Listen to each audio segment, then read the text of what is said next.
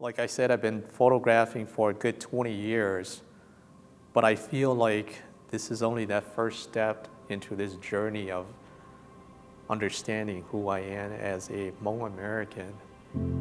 Culturally, we are still very young in terms of understanding who we are as Hmong American. 我有夢先啊, okay? 我有夢先啊. When we say 我有夢啊, if I ask anybody, 我有夢啊, especially our Hmong brothers and sisters, many times we would dig really deep, right? Now, digging really deep means that we have to think hard and look hard into it.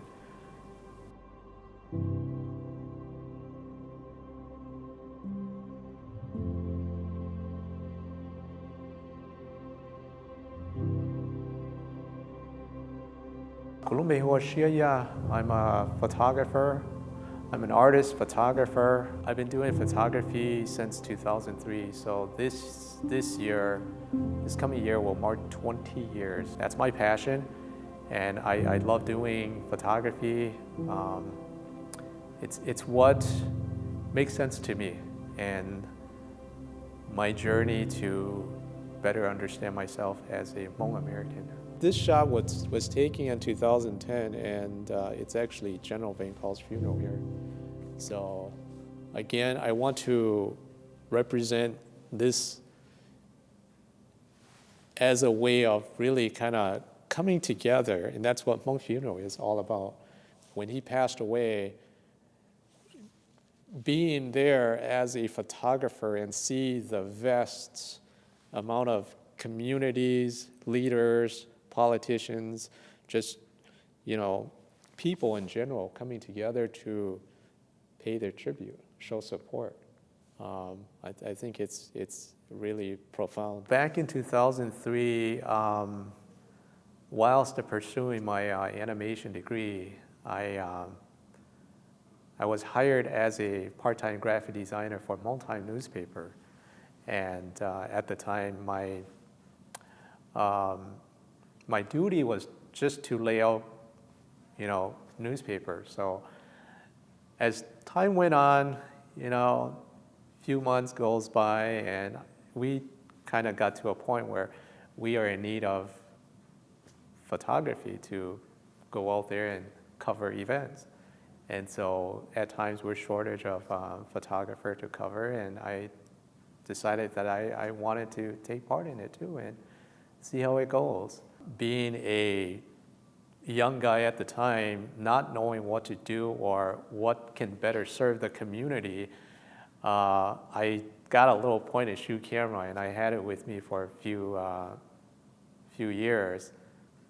And fast forward to 2008, I realized that something like this can be very important to the Hmong American culture, because you go to one event after another, and that's history right there, history in the making.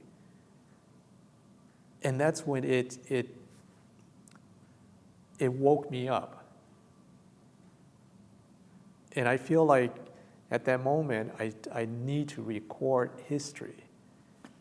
I need to tell my side of the story through the lens, so that our people one day can know where we come from.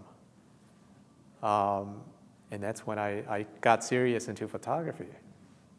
With a digital camera, you can just take picture bursting in every which way, but then that sense of connection, that sense of understanding why you're capturing or you're taking that photograph is lost.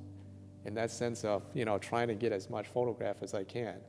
And so I got to a point in my career as a photographer, I just really let things kind of coming together. And at times I don't need to take hundreds of shots. If I'm able to capture between 2 to 10 shots at most, I think there's a story in there already. And that's how that's how I look at photography these days for my journey. So this one here is back in 2007 when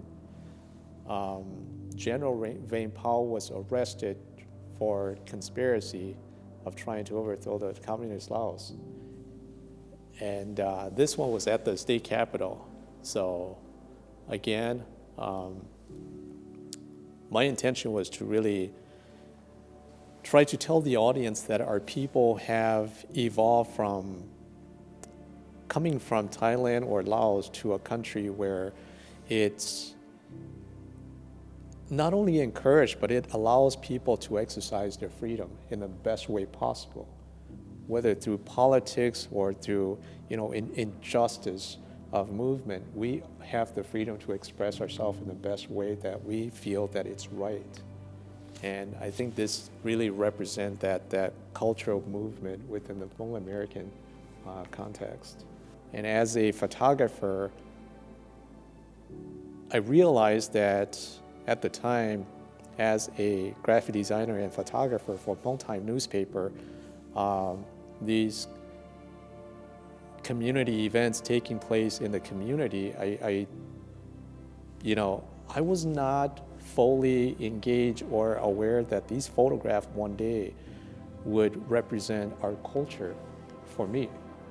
And not only that, but it also defined my identity as a Hmong American. And coming from someone like myself, it's almost as if I'm trying to tell my own story to myself so that I can better understand who I am.